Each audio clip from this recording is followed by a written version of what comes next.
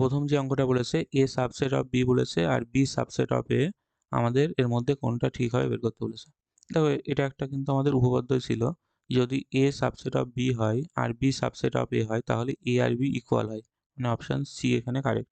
তো এখানে যদি মনে না থাকে উপপাদ্যটা মনে রাখতে পারো। দেখো এ সাবসেট অফ বি মানে কি, এর প্রত্যেকটা এলিমেন্ট আমার বির মধ্যে থাকবে, আবার বি সাবসেট অফ এ বলেছে মানে বির প্রত্যেকটা এলিমেন্ট আমাদের এর মধ্যে থাকতে হবে। সেটা একভাবে পসিবল, যদি এ আর বি ইকুয়াল হয়।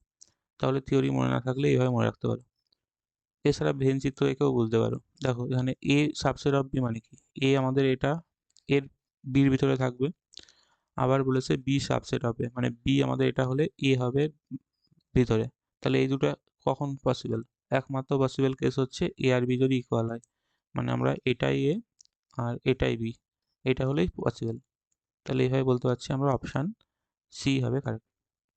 তবে দেখো দুই দাগের যেটা বলেছে এন অফ এ মানে এ সেটের আমাদের এলিমেন্ট আছে তিনটে আর বি সেটের এলিমেন্ট বলেছে চারটে, তাহলে এন অফ আমাদের এ ক্রস বি বের করতে বলেছে, মানে আমাদের চেয়েছে N of A cross B. দেখো এটা মানে আর কিছুই না, এটা হয় N of A cross N of A cross N of B.